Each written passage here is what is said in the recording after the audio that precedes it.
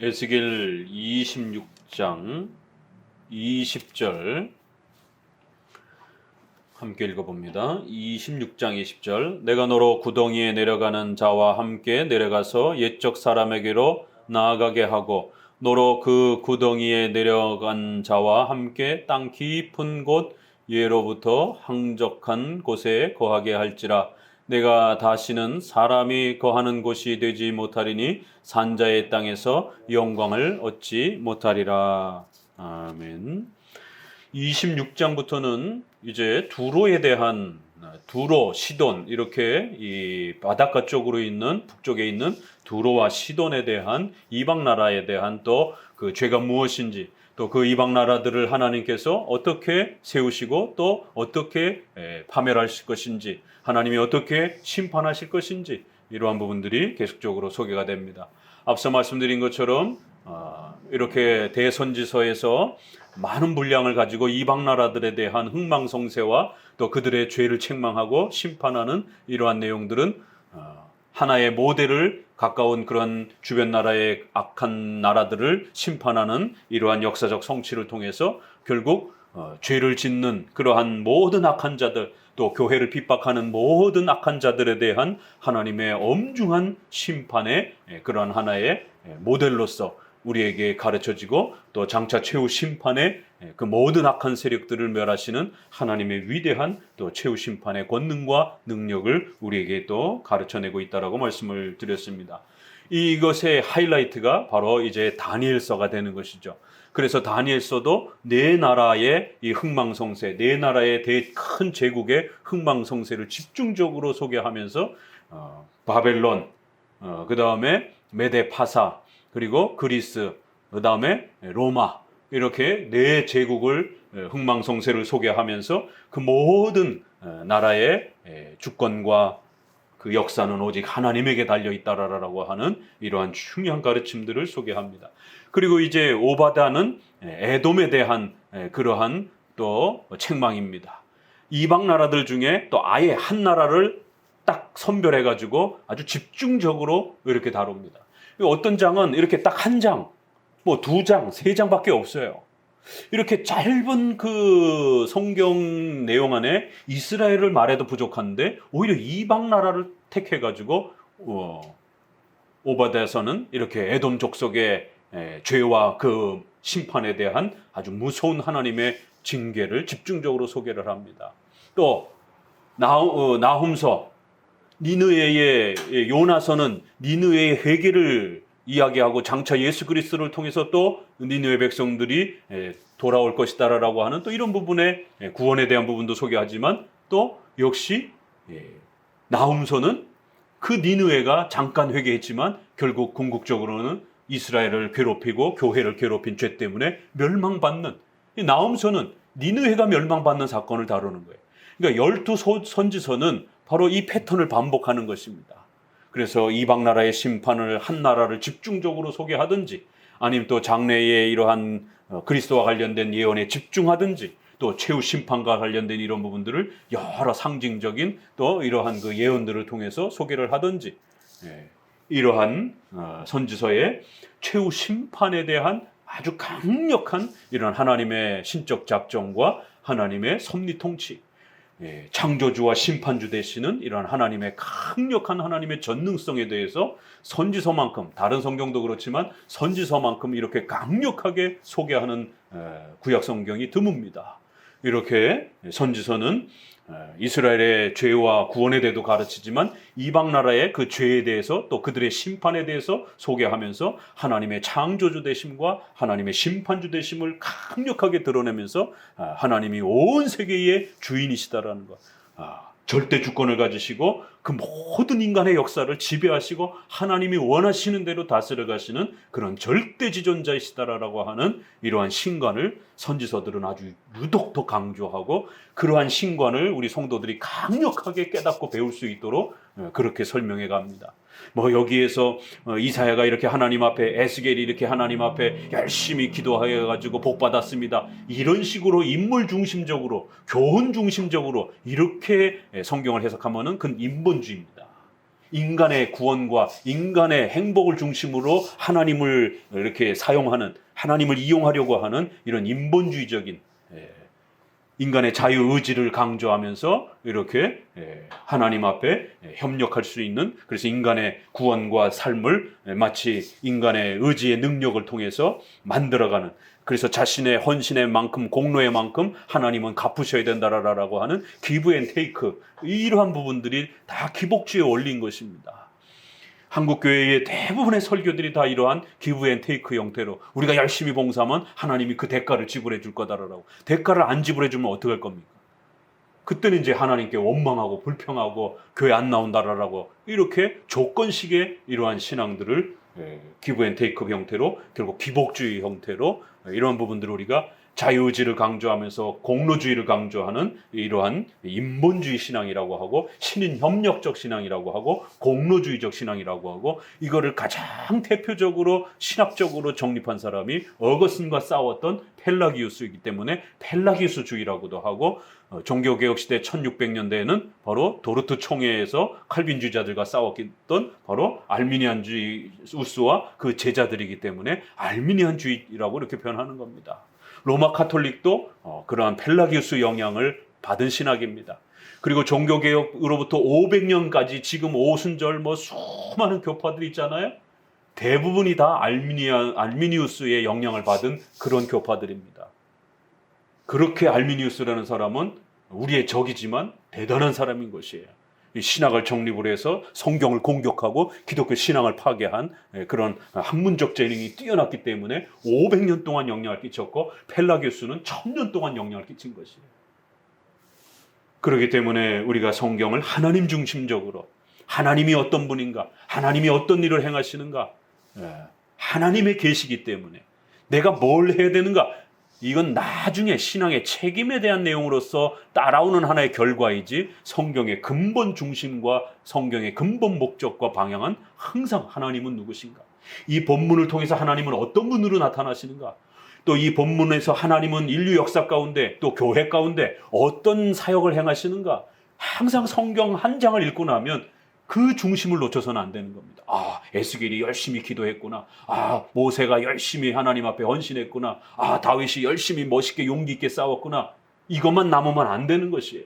그러면 위인전기가 돼버리는 것입니다. 우리는 위인전기를 읽기 위해서 성경을 읽는 게 아닙니다. 그 모든 등장인물들을 통해서 하나님이 누구신가를 배우는 것이에요. 그래서 모세나 아브라함이나 다윗, 그의 생애 전체를 기록하지도 않는 거예요.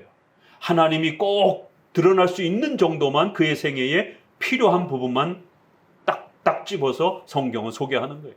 그 외에 불필요한 부분들은 아예 그들의 인생에 대해서 언급도 하지 않습니다.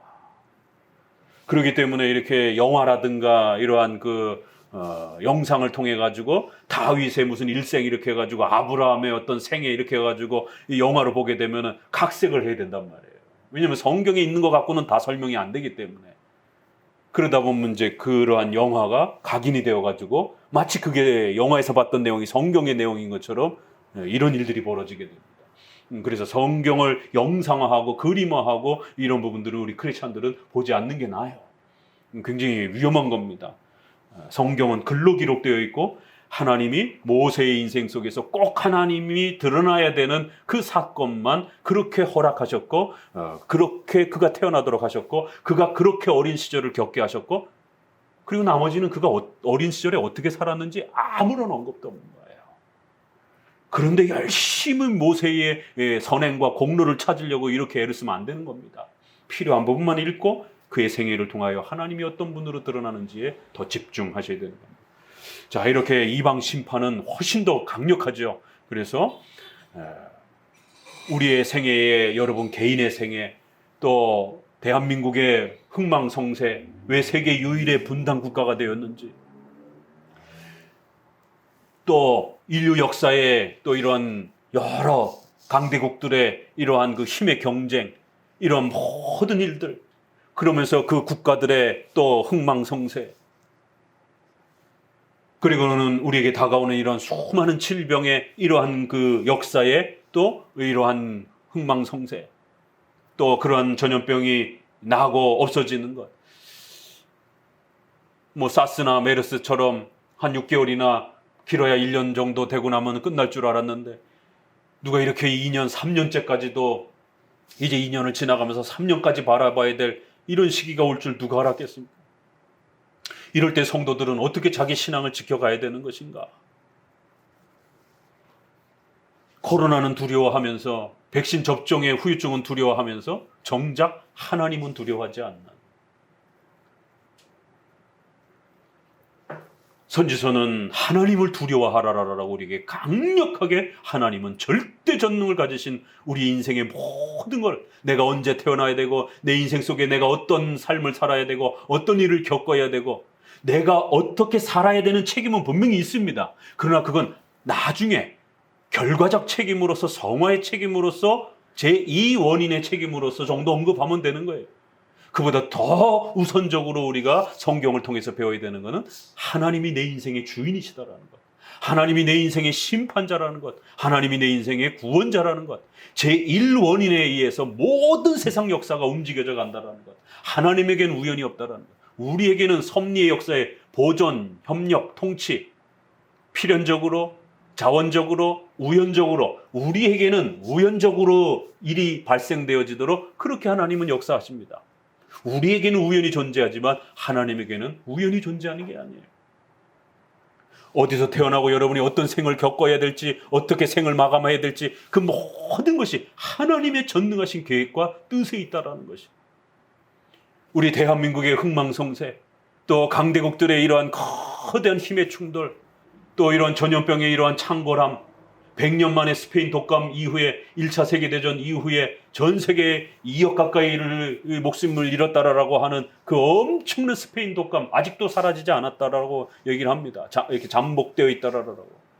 그 무시무시한 스페인 독감이 1900년 초에 발생이 되고 이제 근 100년 만에 전 세계가 이렇게 엄청난 고통을 겪는 이러한 전염병이 100년 만에 다시 찾아왔어요.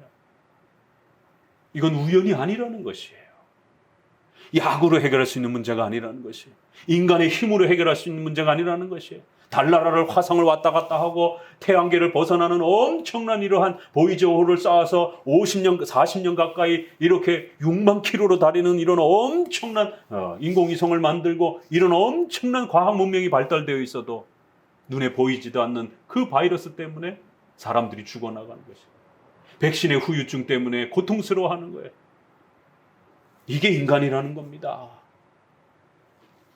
인간이 마치 신인 것처럼 마치 인간이 절대 권능을 갖고 자기 인생을 지배할 수 있는 것처럼 천만의 착각들 하지 마시라는 거예요.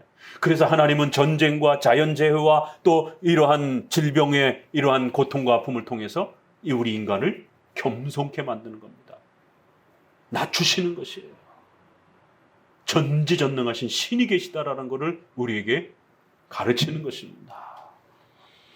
그래서 선지서는 하나님의 절대 주권과 하나님의 전지전능하심과 하나님의 작정과 섭리의 위대함을 강력한 그 신관을 우리가 배울 수 있도록 그렇게 또 펼쳐내는 것입니다.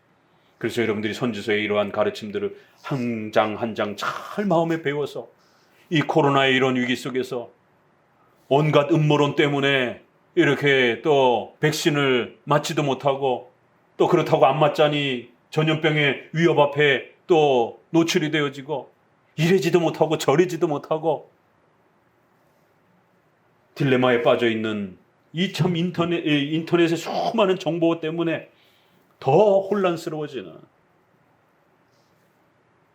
그 틈을 타고 이용해서 정치 지도자들은 자신들의 정치적 이데올로기를 펼치느냐고 더 백성들을 선동하고 자극하면서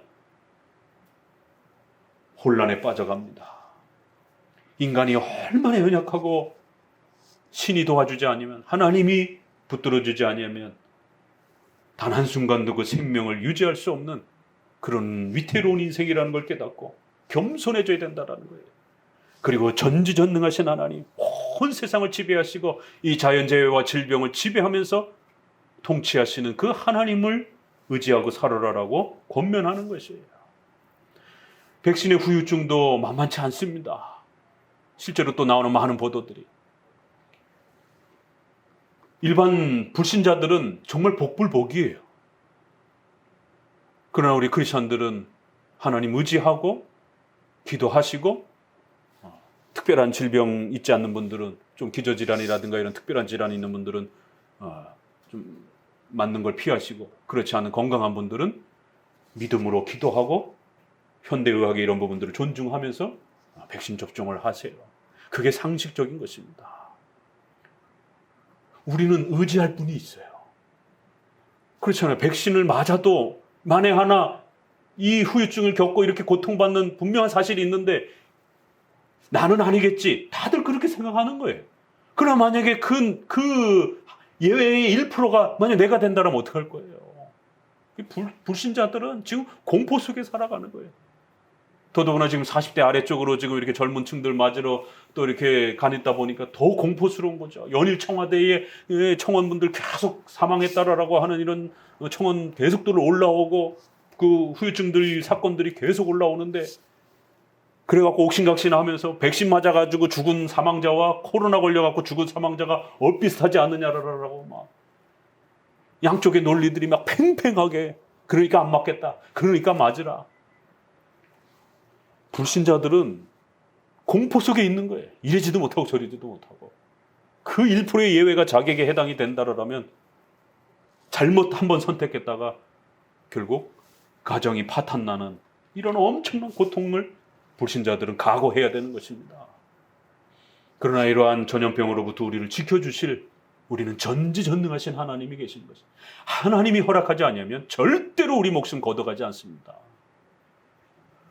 그래서 저는 이제 나이가 젊기 때문에 이제 2번 정도면 충분하지 않는가 이렇게 죽음의 문턱 앞에서 훈련받는 게 젊어서 2번을 훈련받았으니까 이렇게 2번 정도는 괜찮지 않겠는가 이렇게 생각했는데 3번에 이렇게 또 3번째를 겪으면서 참 이 산다는 것 자체가 하나님 앞에 생명을 이렇게 또 유지해가는 이런 부분들이 참 쉬운 일이 아닙니다. 더더구나 이렇게 젊은 우리 분들은 폐렴까지 이렇게 막 가서 위험을 겪는데 참 안타까운 일인 것이죠. 이러한 앞니를 어떻게 이렇게 내다볼 수 없는 그런 상황 속에서 그 격리센터에서도 사망한 소식들이 계속 들려오잖아요. 최근에는 치료를 빨리 대처를 못 해가지고 그냥 죽음이 이렇게 우리 앞에 턱 있을 수 있다라고 하는 공포감을 확 느끼는 거예요. 인간이기 때문에. 또 한 번 그런 또 경험을 하면서 다시 한번 또 목회자로서 삶과 죽음에 대한 이 경계가 우리 인간에게 있지 않습니다. 하나님이 허락하시지 아니하면 절대로 우리 목숨 걷어가지 않습니다. 그 생명을 걷어가시는 분이 하나님이시기 때문에 그런 거예요. 그래서 여러분들의 신앙과 삶이 하나님께 서운케 하고 하나님의 뜻을 어기게 되면 두려워하셔야 된다는 거예요. 사울과 같이 그 훌륭한 왕도 하나님이 경고를 주셨는데도 말 안 듣고 또 경고를 줬는데도 또 말 안 듣고 그래서 하나님이 그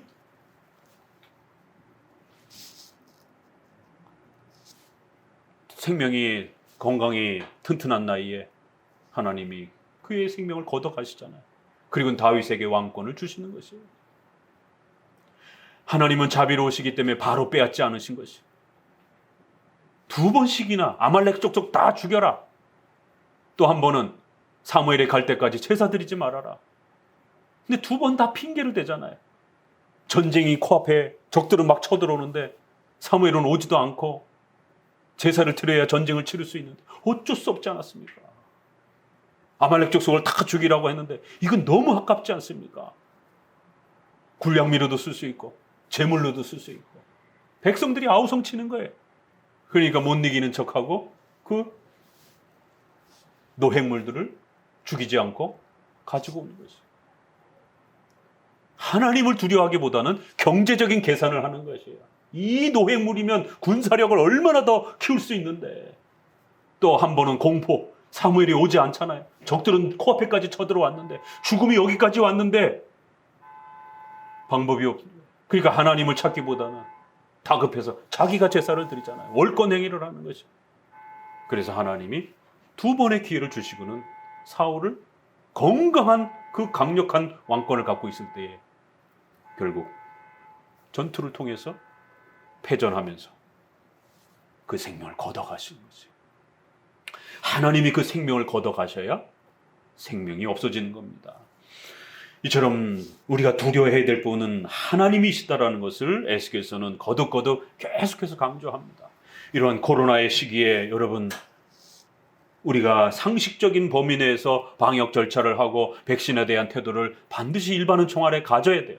그럼에도 불구하고 하나님을 두려워하셔야 됩니다. 하나님보다도 방역 수칙을 더 두려워하고, 물론 우리가 방역 수칙도 어느 정도 존중해야 되지만 그렇다고 우리의 예배의 이러한 자유와 또 책임까지 다 내어줄 수는 없는 것입니다. 학교까지 다 개방을 하고 이제 모든 경제활동들이 점점 풀어지는데 여전히 교회는 묶여 있어요. 100명이 10%면 얼마입니까? 10명밖에 되지도 않는 것이. 어떡하라는 거예요? 백신의 인센티브도 교회는 없어요. 다른 데는 다 주면서. 그렇기 때문에 우리가 또 국가의 이런 방역수칙을 온전히 순종할 수도 없는 겁니다. 우린 우리대로의 예배의 또 이러한 책임과 의무들을 가지고 모든 국가의 영역이 셧다운되기 전까지는 나름대로 또 저항하면서 우리의 신앙을 지켜가야 되는 것이에요. 왜요? 우리는 하나님을 두려워해야 되기 때문에. 상식적인 선에서는 또 이렇게 질병 예방을 위해서 철저하게 또 이러한 위생관리를 철저히 또 하는 것은 그런 건 우리가 존중하는 것입니다.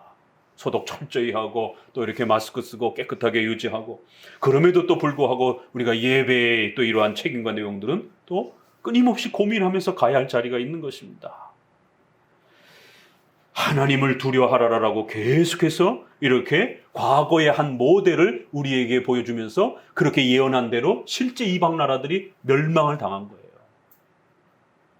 과거의 그 역사를 바라보면서 다가올 최후 심판의 미래의 역사를 또다시 믿음으로 바라보라는 것이에요. 여기 지금 이 에스겔서의 백성들도 마찬가지예요. 바벨론이라는 나라가 와서 이 주변 나라 다 쓸어버릴 것이다. 콧방귀 끼는 거예요. 왜? 바벨론이라는 나라가 저 변방에 이름도 없는 나라고 알지도 못하는 나라고, 지금 강대국인 애굽이라든가 위에 아람이라든가 이런 나라가 더 무섭죠. 그런데 바벨론을 들어서 이 힘 있는 나라들을 다 없애버릴 것이다라는 거예요. 안 믿는 거예요. 교회의 적들을 장차 예수님이 오셔서 전부 멸하실 것이다라고 최후 심판의 종말론으로 우리에게 경고합니다. 믿겨집니까? 그거를 믿는 사람들은 하루하루를 하나님을 두려워하면서 조심스럽게 살아갑니다. 왜요? 내 인생이 내게 아니기 때문에. 하나님이 우리에게 맡겨준 인생이고 하나님이 주신 인생이기 때문에 아주 잘 살아야 돼요.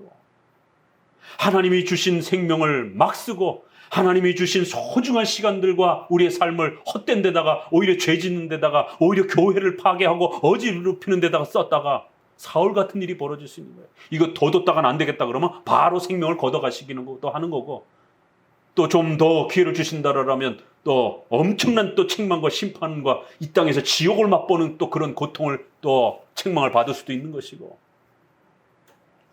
하나님이 주신 시간, 삶, 우리의 모든 삶의 열매들을 두려워하면서 쓰셔야 되는 것이에요.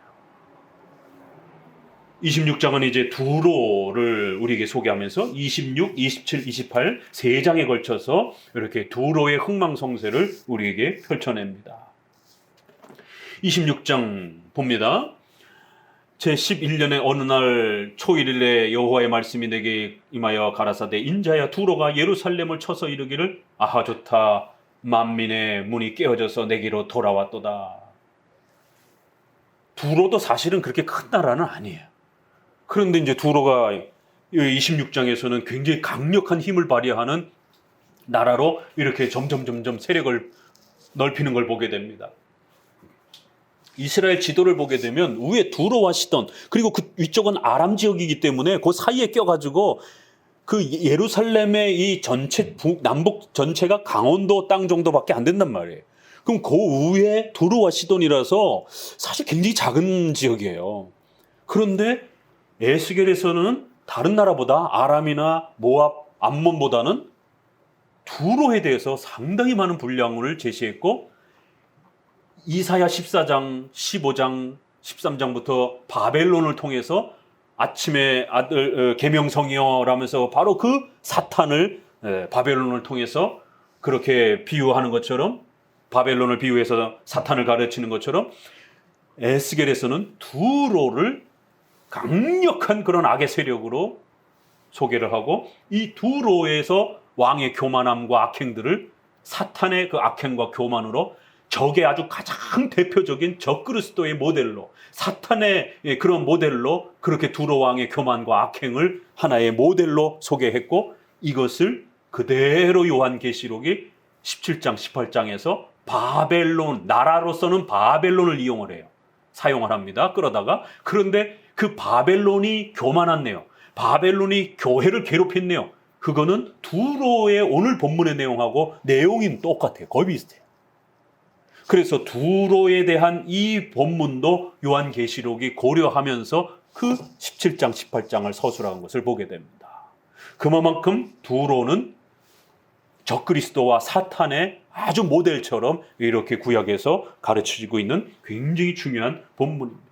그래서 오늘 20절의 그 본문도 사탄의 그 최후 심판에 대한 그러한 그 내용으로 요한계시록이 거의 그대로 그 내용을 살짝살짝 문자만 바꾸어서 그대로 사탄의 결국 적그리스도와 그 약한 자들이 영원한 무적행, 불못, 지옥, 요한계시록에는 이렇게 표현하죠. 바로 그러한 멸망의 심판에 빠질 것이다라고 경고합니다.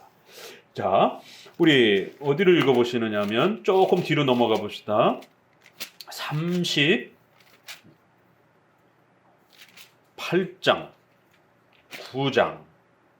38장, 9장도 요한계시록이 아주 중요하게 사용하는 본문입니다. 이방 심판과 관련해서 38장 1절을 보니까 마곡 땅에 있는 로스와 메섹과 두발왕 곧 곡에게, 마곡 땅에 있는 곡 이렇게 표현되어 있어요.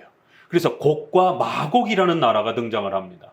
그리고 이 나라의 죄와 흥망성쇠에 대해서 이야기를 합니다.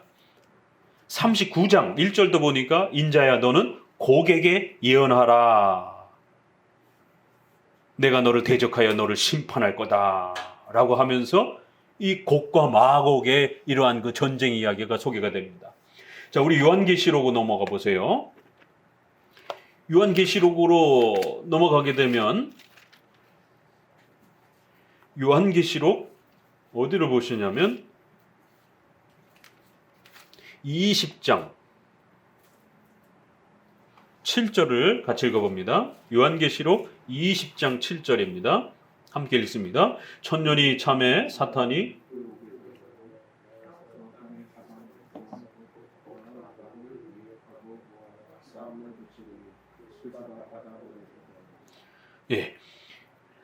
결국 최후 심판 마지막 때에 사탄이 최후 전쟁을 준비하는데 곡과 마곡이라는 나라를 미혹해서 교회를 핍박하고 교회와 전쟁을 치르더라는 거예요. 그래서 10절에 또 그들을 미혹하는 마귀가 불과 유황못에 던져져서 영원한 지옥의 심판을 받을 것이다 라고 이렇게 최후 심판 이야기를 합니다.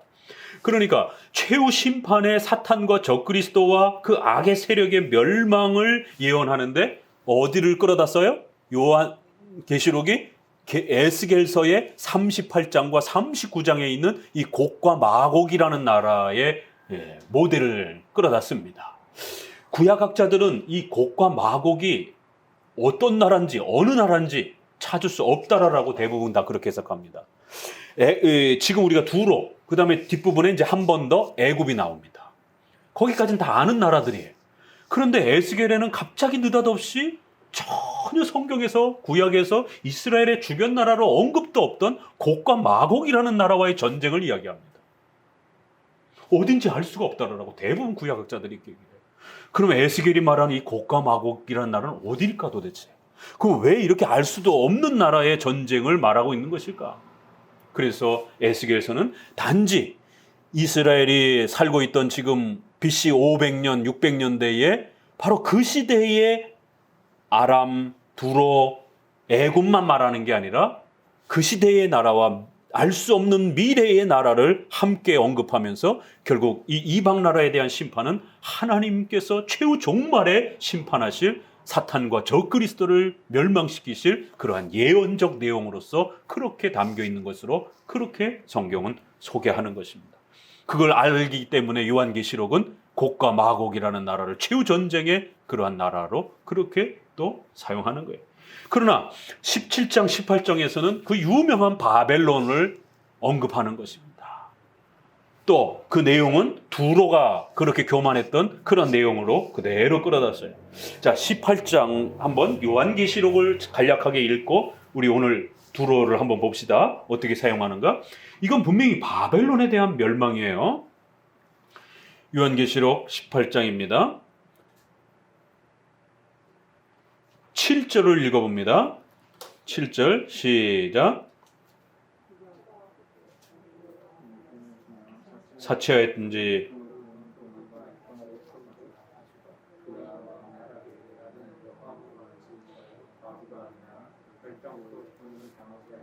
예, 이 바벨론이 자기의 부귀영화와 돈과 재산과 명예를 얼마나 의지하고 사는지 결국 자기를 영화롭게 하며 사치하고 떵떵거리면서 나는 여왕이라고, 하늘 여왕이라고, 나는 신이다라고 그러면서 그렇게 자랑하더라는 것이에요. 그런데 하루 동안에 그 재앙이 그에게 쏟아질 것이요, 사망과 애통과 흉년이 쏟아질 것이다라는 거예요. 8절 후반부에 읽어봅시다. 그를 심판하시는, 아무리 바벨론이 떵떵거리며 자랑하고 권세를 자랑해도 결국 하나님이 하루 동안에 멸망시킬 거라는 거예요. 그 거대한 대제국의 힘을 얼마든지 하나님은 하루 동안에 멸망시킬 거라는 거예요. 아니요, 하루도 필요 없죠. 하나님은 그저 1초에만도 바벨론을 다 멸망시킬 수 있는 겁니다. 온 세상을 심판하는 하나님이 두려운 분이라는 거예요. 그와 함께 음행을 하던 그런 땅의 왕들이 그가 불타는 연기를 보고 가슴을 치고 울면서 어떻게 바벨론에 대해서 이렇게 탄식하나 보세요. 그의 고통을 무서워하여 멀리 서서 이르되 하로다, 큰 성, 견고한 성 바벨론이여, 순식간에 내 심판이 이르렀구나. 땅의 상인들이 그를 위하여 울고 애통하는 것은 결국 상거래를 할 수가 없게 되었기 때문이라는 거예요. 온갖 좋은 상품들을 거래하고, 그래서 주변 나라들이 바벨론 때문에 풍성하게 그렇게 떵떵거리고 누리고 살았는데 이제 바벨론이 멸망함으로 인해서 그 모든 경제적 혜택이 다 사라졌다는 거예요. 쭉 내려오셔서 17절에 그 부가 순식간에, 한시간에 망하였도다. 모든 선장과 각처에 다니는 성객들과 선원들과 바다에서 일하는 자들이 멀리 서서 바라보면서 탄식하는 거예요. 망했다. 바벨론 때문에 이제 우리도 굶어 죽게 생겼구나. 이러면서 바벨론이 누렸던 그 부귀영화가 순식간에 멸망하게 될 것이다라는 것이. 자, 에스겔로 돌아옵니다. 이제 에스겔로 돌아와서 에스겔에서 말하는 두로의 그 교만한 모습들을 이제 함께 보도록 합니다. 3절에 나 주 여호와가 말하노라, 내가, 우리가 앞에서 보았던 거죠. 주어가 이렇게 계속 강조가 되죠. 너를 대적하여 바다가 그 파도로 흉용경함과 같이 열국으로 와서 너를 치게 만들 거라는 거예요. 군사적으로 경제적으로 해결할 수 있는 문제가 아니라 이건 반드시 하나님이 두로를 심판하는 그러한 심판의 역사로서 그렇게 집행될 것이다라는 거예요. 6절 들에 있는 그의 딸들은 칼에 죽을 것이고 그들이 나를 여호와인 줄 알 것이다. 그래서 여기서도 역시 결론은 그 모든 재앙과 심판을 통하여 반드시 그 악한 자들이 거부할 수 없을 정도로 하나님께서 이 심판의 역사를 집행하셨다라는 것을 그렇게 드러내실 것이다라는 거예요. 7절을 같이 읽어봅니다. 나 주 여호와가 말하노라, 내가 열왕의 왕 곧 바벨론 왕 느부갓네살로 북방에서 말과 병거와 기병과 군대와 백성의 큰 무리를 거느리고 와서 두로를 치게 할 때에 그가 들에 있는 너의 딸들을 칼로 죽이고 너를 치려고 운제를 세우며 토성을 쌓고 아주 구체적으로 두로가 어떻게 멸망해 갈 것인지까지 아주 세밀한 부분까지 다 소개를 합니다. 그래서 우리는 1차적인 역사적 예언을 보는 겁니다. 이들에게는 아직 이루어지지 않았지만 실제로 바벨론이 왔고 느부갓네살이라고 하는 왕이 왔고, 그런데 저항이 만만치 않아요. 그러면 바벨론이 육지를 통해서 공격해 왔기 때문에 저 밑으로 바다를 통해서 오려면 뭐 실이 한두 끗도 없는 거예요. 이 밑을 돌아와야 되기 때문에. 그러니까 이 터키 쪽을 넘어서서 이렇게 육지로 공격을 해, 북쪽으로 아시리아를 이렇게 공격해서 내려와야 되는 전쟁 경로를 보게 되면 육지 공격밖에 없단 말이에요. 그러니까 이 포위가 되면 어떤 나라든지 금방 멸망을 해요. 그런데 두로와 시돈은 해변가다 보니까 육지로는 포위가 되는데 해변가 쪽이 열려 있단 말이에요. 그러니까 해변가 쪽으로는 이제 뒤에 보게 되면 27장에 굉장히 그 해상 거래가 아주 어마어마했습니다. 그리고 그 배와 이런 선단이라든가 이런 부분들이 이 바벨론의 이 요한계시록에 있는 내용이에요. 엄청난 항해 기술들을 동원하고 그거를 잘 구축해놔가지고 그 주변에 지중해에 있는 연안 지역에 있는 나라들하고 수시로 항해하면서 군사물자와 이러한 군량밀들을 끊임없이 공급할 수 있는 전략적 그런 힘을 갖고 있는 겁니다. 그러니까 아무리 성벽을 이쪽을 포위를 해도 해상으로 얼마든지 전쟁을 계속 굶어 죽지 않고 유지를 할 수가 있는 거예요. 그런 나라예요. 그러다 보니까 바벨론이 와서 바다로 배로 공격할 수가 없는 상황이고, 그러니까 바벨론이 아예 그냥 성에다가 성과 같은 비슷한 높이로 흙더미를 쌓아가지고 흙더미를 이렇게, 왜 우리가 그 안시성 전투인가 그 유명한 안시성의 누구예요? 안시성 전투에 우리 고구려 장군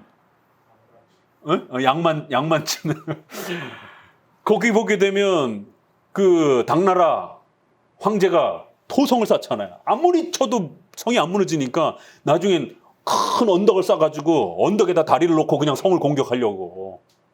군인이 당나라는 너무 많으니까. 근데 이제 그 밑에 굴을 파가지고 결국에는 그 성이 주저앉아 버려가지고 오히려 당나라 황제가 패하자는 이제 전쟁을 실패하고 돌아가잖아요. 그런 장면이에요. 토성을 쌓아가지고 아예 성 높이만큼 둔덕을 쌓아가지고 그냥 전쟁을, 이게 왜 영화에서 보게 되면 뭐 이거 돌 던지는 게 뭐예요? 이런 걸 가지고는 성이 무너지질 않는 거예요. 뒤로 계속 해안가로 군사력을 동원하니까. 그래서 아예 그냥 성 높이만큼 그냥 토성을 쌓아가지고 한꺼번에 무너뜨리고, 그 다음에 이 공성태, 이 돌 날리는 거, 이런 공성태를 베풀어 그 성을 붕괴시켜버리고 도끼로 망대를 찍어버리면서 그렇게 쓸어버릴 것이다라는 거예요. 그리고 또 말이 많음으로 그 티끌이 너를 가리울 것이고 사람이 해파된 성 구멍으로 들어가는 것 같이 그가 내 성문으로 들어갈 때 그 기병과 수레와 병거의 소리로 인하여 내 성이 진동할 것이다. 그가 그 말굽으로 내 모든 거리를 밟을 것이며 칼로 백성을 죽일 것이다라는 거예요. 이 어떻게 멸망하는지 실제로 이렇게 멸망했습니다. 한치 오차도 없이 하나님이 예언하신 대로 두로는 떵떵거리다가 그 해상 기술만 믿고 떵떵거리다가 그렇게 멸망한 것이에요. 그래야 12절에 내 재물을 빼앗고 내 무역한 것을 노력할 것이며 내 성을 헐 것이며 내 기뻐하는 집을 다 무너뜨릴 것이다라는 거예요. 그리하여 내가 너의 노래소리를 그치게 만들 거라는 거예요. 이건 바벨론이 그렇게 쳐들어왔기 때문이 아니라 하나님이 그렇게 심판하는 역사라는 거예요. 15절에 계속해서 두로에 대하여 너의 엎드러지는 소리에 모든 섬이 진동하지 아니하겠느냐. 너희 중에 상한 자가 부르짖으며 살육당할 때라. 그때 16절부터 보세요. 이게 이제 요한계시록에 우리가 조금 전에 읽었던 그 내용하고 거의 비슷합니다. 16절. 그때 바다의 모든 왕이 그 보좌에 내려 조복을 벗으며 수놓은 옷을 버리고 떨림을 입듯 하고 땅에 앉아서 너로 인하여 무시로 떨며 놀랄 것이라. 이건 거의 글자 그대로 인용한 겁니다. 살짝 단어 몇 개만 바꾸고. 그들이 너를 위하여 애가를 불러 이르기를 항해자의 거한 유명한 성이여 너와 너의 거민이 바다 가운데 있어 견고하였도다. 해변의 모든 거민을 두렵게 하였더니 어찌 그리 멸망하였는가. 처음에는 주변 왕들이 상거래를 하던 부욕했던 그 왕들이 탄식을 하잖아요. 나중에 선장과 그 배의 선원들도 또 탄식을 하잖아요. 이렇게 계층을 달리해가면서 그 부귀영화를 함께 누렸던 수많은 사람들이 탄식하는 장면이 두로도 마찬가지. 어찌 멸망을 하였는고. 17절 마지막에 18절 너의 무너지는 그날의 섬들이 진동할 것이다. 바다 가운데 있는 많은 섬들이 너의 멸망을 보고 놀랄 것이다라는 거예요. 왜요? 두로는 절대로 망하지 않을 것이다라고 생각했거든요. 두로의 그 해상 무역이 대단했기 때문에, 어마어마한 힘을 가지고 있었기 때문에 설마 두로가 무너지겠어? 그런데 하나님이 순식간에 그렇게 멸망시켰다라고 말하는 거예요. 청나라가 멸망하리라고 여러분 생각했습니까? 당나라, 청나라 이렇게 넘어가잖아요. 우리가 병자, 호란부터 시작해가지고 이제 결국 그 여진족 초창기에 또 그다음에 이제 그 여진족을 계승한 게 청나라란 말이에요. 당나라, 그 거대한 역사를 지배했던 그 중국 땅덩어리를 그 오랜 세월 지배했던 당나라를 순식간에 무너뜨린 나라가 청나라예요. 어마어마 막강한 나라죠. 청나라가 무너질 거라고 아무도 생각을 못했어요. 그러니까 조선은 계속 청나라에게 조공을 들이면서 미국이나 일본이나 영국, 프랑스 이런 세계 강대국들이 배를 갖고 와서 막 대포를 쏘고 막 이러는데, 에이 그까짓 것들이야. 청나라가 나서면 얼마든지 다 물리칠 수 있다라고 만만하게 생각한 거예요. 설마 청나라가 무너지겠어요? 그런데 일본이 청나라와 전쟁을 하는데, 아니 싸워 볼 겨를도 없이 그냥 깨졌어요. 청나라가. 러일 전쟁, 설마 러시아가 깨지겠어? 러시아도 깨져 버렸어. 우리가 근대사만 봐도 그런 거예요. 절대 멸망하지 않을 것 같은 나라가 이유를 댈 수 없는 그런 모습 아래서 멸망해 가는 것이에요.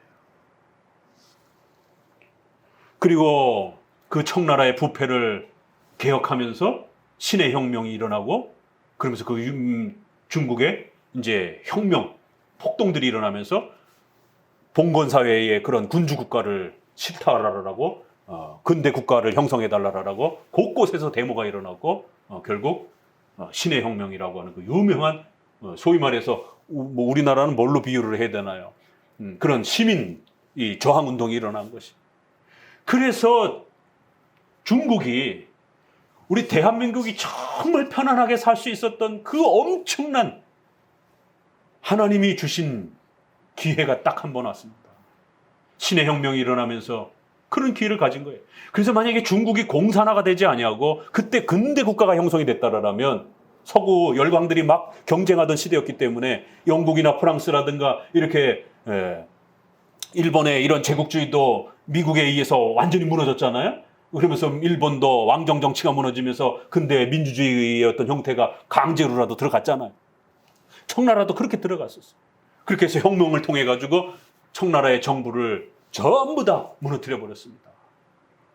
초대 총리를 기독교인 수장이 맡았습니다. 이름이 지금 생각이 안 나는데, 응? 누구? 청나라의 마지막 권력을 휘둘렀던 결국 위안 스카이가 권모술수로 권력을 휘어잡습니다.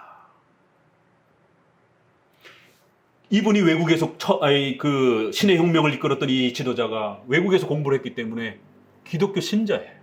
역사를 보면. 저도 무안에 갔을 때 그 신의 혁명 그 지역을 선교사님이 이렇게 구경시켜 주더라고요. 여기 아주 유명한 그 저항 싸움했던 곳이다라고. 그분이 초대 총독이 됐었어야 돼요. 근데 이분이 너무 착해가지고 자기는 절대 권력을 탐하지 않겠다. 그래서 처음에 어수선하니까 내각을 형성하고 이런 데서는 잠깐 총리 역할을 했어요. 그런데 자기가 혁명을 한 게 이런 총리가 되려고 했던 것이라고 하는 오해를 받을까봐 그 어수선한 때에 근대 민주주의 국가의 틀을 잡아줬어야 되는데, 왜냐하면 서양 공부를 했기 때문에.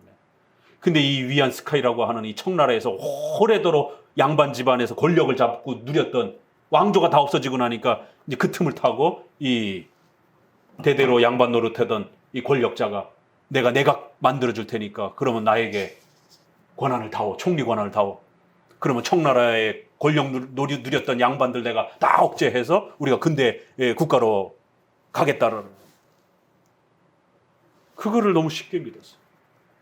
그래서 그에게 모든 권력을 넘겨줍니다. 내가 권력을.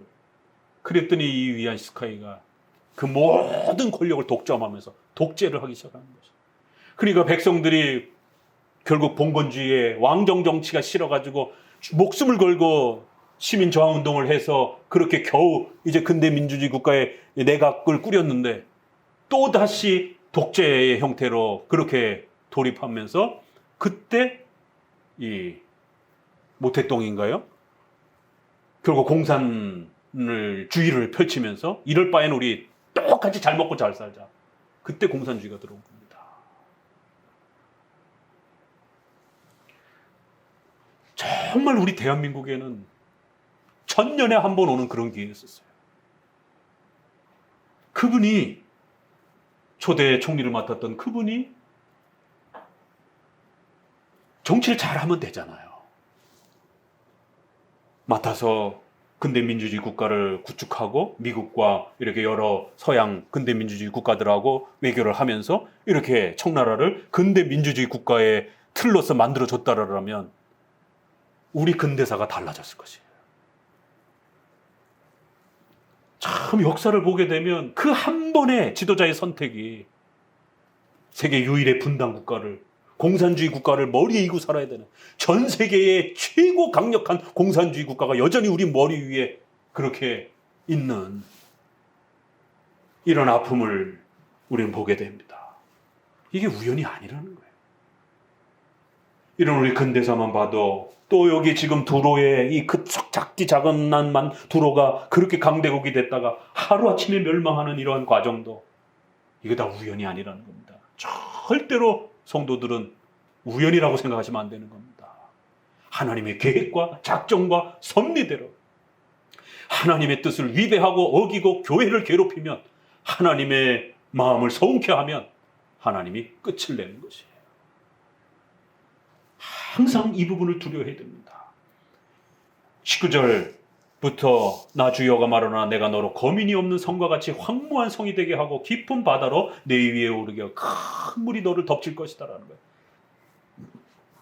네가 해양 세력을 바다의 그 무역을 그렇게 자랑하고 떵떵거리고 그랬느냐? 오히려 그 큰 네가 의지했던 그 해양 세력의 이런 물을 이용을 해서 그 물이 너를 오히려 덮치는 일이 벌어지면서 너가 멸망할 거라는 거예요. 내가 너로 구덩이에 내려가는 자와 함께 내려가서 옛적 사람에게로 나아가게 하고 너로 그 구덩이에 내려간 자와 함께 땅 깊은 곳으로 빠져버리게 만들 거라는 거예요.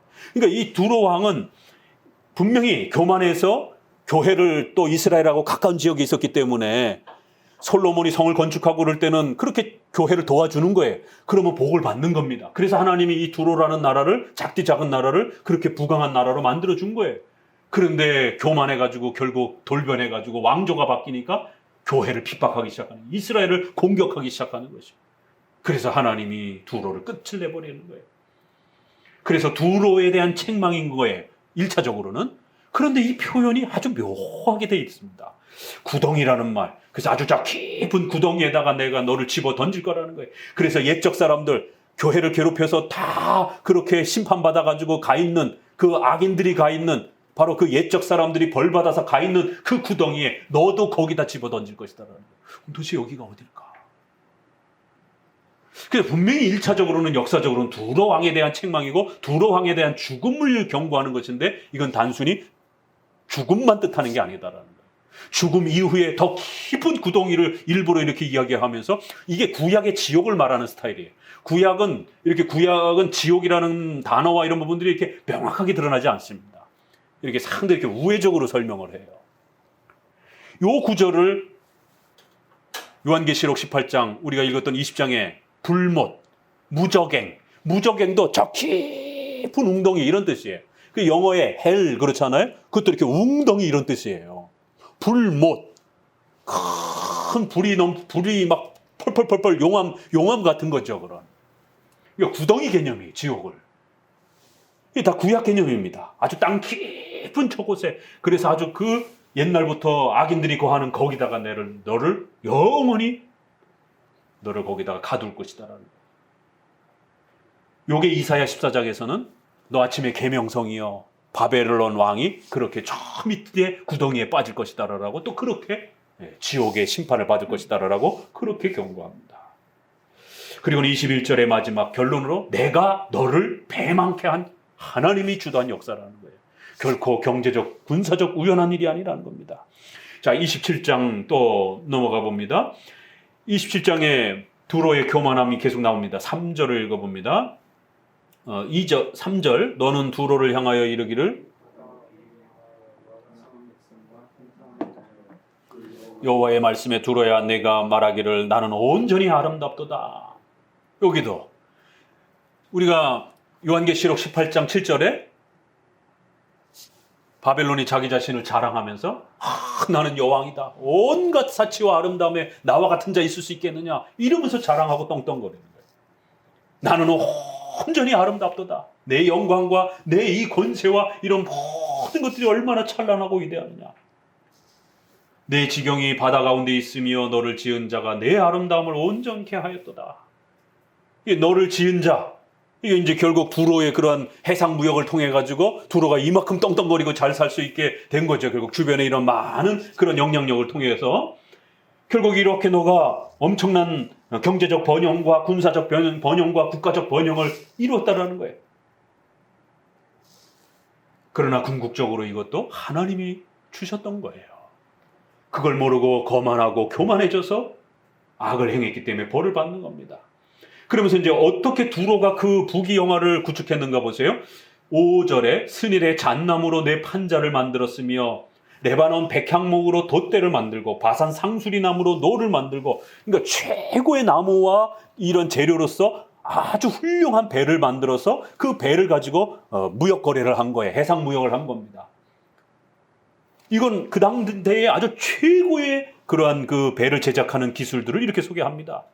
7절 애굽에 수놓은 가는 그 배로 돛을 만들고 잘 찢어지지 않는 아주 튼튼한 그러한 이러한 돛들이 있는 것이죠. 그러니까 훨씬 더 배가 침몰하지 않고 이렇게 또 항해를 할 수 있고, 청색 자색 배로 차이를 만들고, 8절 시돈과 아르왓 거민들이 내 사공이 되어서 아주 이 바닷길을 아주 전문적으로 아는 그런 항해 기술자들을 또 이렇게 전문적으로 채용해서 잘 이렇게 사용을 했고, 또 박사가 내 선장이 되었고, 그발로인과 박사들이 내 가운데 배의 틈을 막는 이런 아주 또 이 방수 처리하는 아주 최고급 기술자들을 또 그렇게 잘 활용을 했고, 그래야 내 가운데 무역을 행했도다라는 거예요. 10절에 바사와 룻과 붓이 내 군대가 군대에서 병정이 되었으며, 주변 나라의 또 이러한 용병들을 이렇게, 두로가 워낙 작다 보니까 인구수도 작고 그러니까 항해 기술과 이런 것들은 굉장히 뛰어나지만 군대력이 약한 거예요. 그러니까 주변 나라에 돈을 많이 주고 용병을 사와서 군사력을 이렇게 강화시키고, 방패와 투고와 이런 부분들을 아주 강력하게 해서 내 군대는 내 사면성에 아주 튼튼하게 이렇게 세워놔. 이거는 어떤 면에서 우리가 일반 은총으로 충분히 존중할 수 있는 겁니다. 적어도 나라를 튼튼하게 하려면 이런 기술자들을 잘 사용하고 이런 기술자들을 양성을 해야 되고, 오늘도 마찬가지잖아요.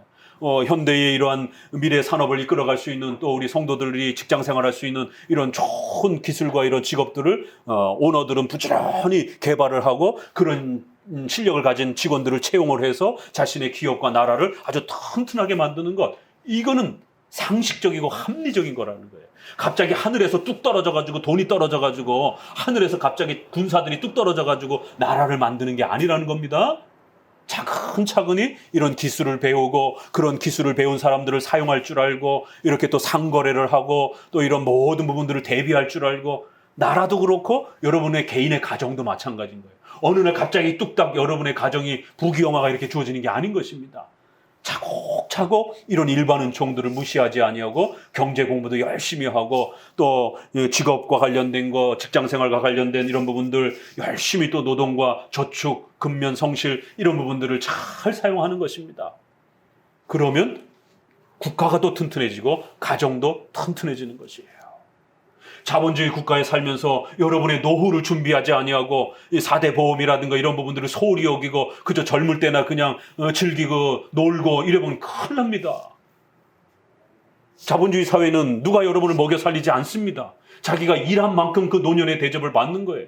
노년의 폐지를 주실 각오하셔야 되는 거예요.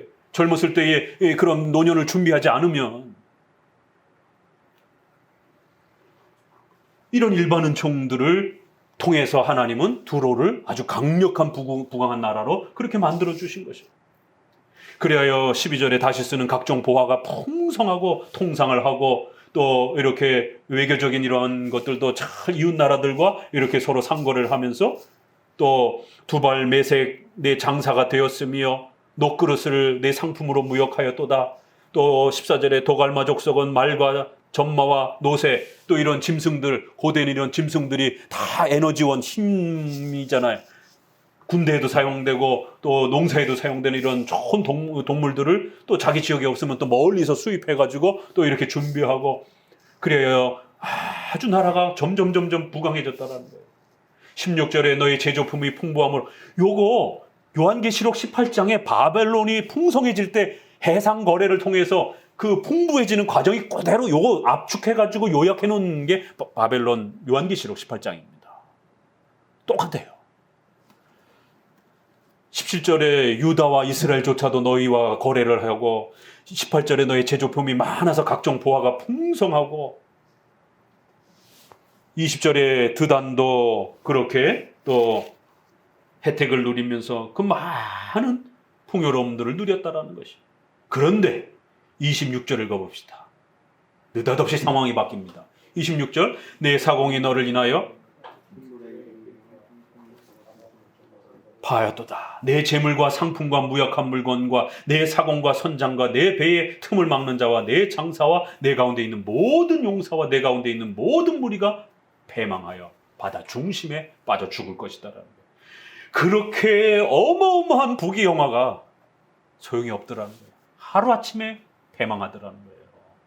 하나님의 뜻을 무시하고 하나님을 서운케 하고 교회를 핍박하는 이런 죄악을 범하게 되면 그 부귀영화가 그를 보호해 주지 못하더라는 거예요.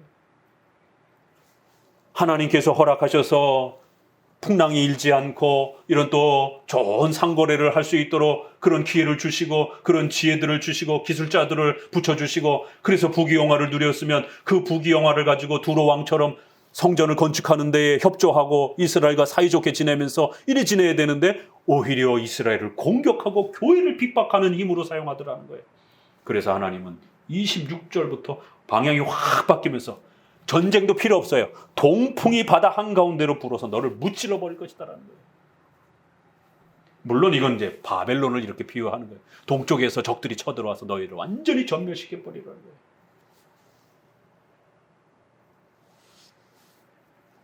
32절을 읽어봅니다. 쭉 해서 그러한 경고를 내리다가 32절에 그들이 통곡할 때에 너를 위하여 애가를 불러 조상하는 말씀이여 두로같이 바다 가운데 정박한 자 누군가 내 물품을 바다로 실어 나를 때에 내가 여러 백성을 풍족하게 하였으며 내 재물과 무역품이 많음으로 세상 열왕을 풍복해 하였는데 어찌 이렇게 다 순식간에 망했는가.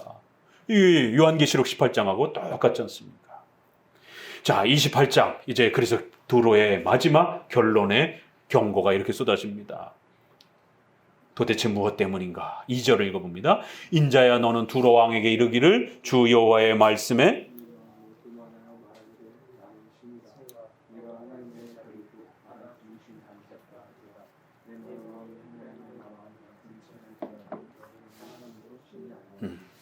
교만함 때문이라는 거예요. 이게 건방지기 시작하니까 한두 끝도 없이 인간의 욕망이 어디까지 쫓아 올라간다고요? 신의 자리까지 쫓아 올라가는 게 인간입니다. 아담의 죄도 결국 하나님과 같이 되고 싶어 했던 거예요. 하나님과 같이 자기 인생의 결정권을 자기가 가지고 싶은 거예요. 오늘 우리가 하나님을 의지하지 아니하고 내 인생을 내 거라고 생각하고 내 인생을 내 마음대로 살려고 결정하고 하나님 없이 내 인생을 살고 싶어 하는 것.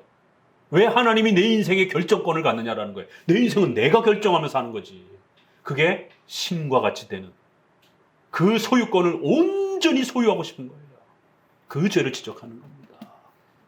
신이 됐다고 해서 뭐 여기저기 날아다니고 이런 개념보다는 자신의 삶과 인생 자체를 자기가 결정권을 갖고 싶어 하는 거예요. 하나님의 말씀에 따라 순종하며 또 말씀을 헤아리면서 그 하나님의 뜻을 바라보며 살아가는 게 아니라 하나님 우리의 주인으로 바라보고 사는 것이 아니라 내 인생은 내가 결정하겠다라는 거예요. 하나님의 뜻하고 상관없이 내가 원하는 대로 살겠다라는 겁니다. 나는 신이라. 얼마나 무시무시한 표현입니까? 나는 신이라는 것이. 그러자 하나님이 너는 사람이요 너는 신이 아니다라는 거예요. 이 말이 두로 왕에게만 해당이 되겠습니까? 6절에도 그러므로 나 주여가 말하노라 내 마음이 하나님의 마음과 같은 채하였으니. 오늘 수많은 불신자들이 또 기독교인들 중에서도 여전히 그렇게 하나님을 이용하려고만 하고 공로주의적으로 마치 하나님 앞에 기브 앤 테이크 방식으로 그래서 자기는 요만큼 행하고 하나님한테는 이만큼 받아내려고 하는 이런 아주 조건주의적인 신인협력주의적인 공로주의적인 마치 자기가 하나님과 대등한 거래를 할 수 있는 것처럼 하나님 마음과 같은 채하였느니라. 자기 인생을 자기 스스로 결정하고 자기가 원하는 대로 그렇게 살려고 하는 자기가 마치 신인 것처럼 그렇게 교만한 이게 바로 두로의 핵심적인 죄였고 바로 사탄과 적그리스도와 장차 최후 심판에서 결국 그 악한 자들의 본질의 핵심이 바로 이거다라는 것이죠. 하나님 외면하고 자기들 스스로 자기 결정대로 살아가려고 하는 이 마음, 하나님과 같은 하나님만이 모든 결정을 하실 수 있고 하나님만이 모든 계획을 하실 수 있고 하나님만이 판단할 수 있는 것이죠. 그거를 자기가 하고 싶어하는 거예요, 인간은. 그래서 8절에 같이 읽어봅니다. 또 너를 구덩이에 빠뜨려서 너로 바다 가운데 살육을 당한 자의 죽음같이 바다 중심에서 죽게 할 것이다라는 거예요. 9절 너를 사륙하는 자 앞에서 내가 그래도 말하기를 내가 하나님이라 하겠느냐. 너를 치는 자의 수중에서 사람뿐이요 너는 신이 아니라는 것이. 어디 건방지게 네가 신처럼 그렇게 행동하느냐라는 거예요. 너는 사람이라는 거예요. 너는 신이 아니라는 것이.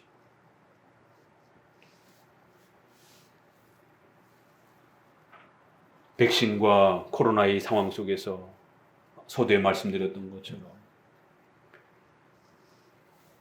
정작 두려워야 될 것은 하나님인데 하나님은 두려워하지 않고 오히려 백신의 공포는 더 두려워하고 오히려 코로나의 전염은 더 두려워하고 작년 초부터 말씀드렸습니다. 모든 시스템이 올스톱이 되는 셧다운이 된다라면 우리 이동 자체를 할 수가 없어요. 그럴 때는 성도들의 생명을 위해서라도 왜 나라가 망할 정도로 위험하다라는 거죠. 셧다운이 될 정도면. 그럼 우리가 온라인으로 하든 다른 대처 방안으로 할 수밖에 없는 거죠. 그러나 그때가 아니라면 현장에서 예배드리는 걸 원칙으로 하면서 조금씩 상황을 고려해야 할 뿐인 것이죠. 지금 난리입니다. 이 2년에 3년의 이 습관이 과연 이제 코로나가 끝나고 나서 기존의 성도들에게 어떤 형태로 습관으로 남을지. 온라인 막 처음에는 막 다들 막 부들부들 떨고 막 난리를 치고 막 거부 반응을 일으키다가 막상 해보니까 이거 괜찮네? 이러면서 이제 익숙해져 가는 것이. 그리고 최근에는 뭐 메타버스래 가지고는 이 이모티콘 그런 거를 이렇게 1차원적인 이런 부분을 지금은 이제 아주 3차원적인 형태로 만들어가지고 입학식부터 시작해서 대기업 이런 모든 부분들이 가상 공간에서 이렇게 이제 이루어지는 만남이 이루어지는 교회도 가상 공간에서 자기 그 메타버스 안에 벌써 나왔어요. 메타버스 교회, 이 가상 공간 교회, AI 설교 이게 지금 우리가 앞으로 직면해야 될 시대입니다. 목사 필요 없어요. 성도들 왜 11조 해가면서 그 아까운 재정을 목회자 월급 또 신학생들 교육하는 데 쏟아붓습니까? 돈 필요 없어요. AI 돈 달라고 하지 않아요. 월급 달라고 하지 않아요. 사례비 달라고 하지 않아요. 그냥 컴퓨터 수리만 해주면 되는 거예요. AI가 설교하는 시대가 된 거예요. 목사님하고 골치 아프게 막 갈등을 일으키고 뭐 이럴 필요 없어요.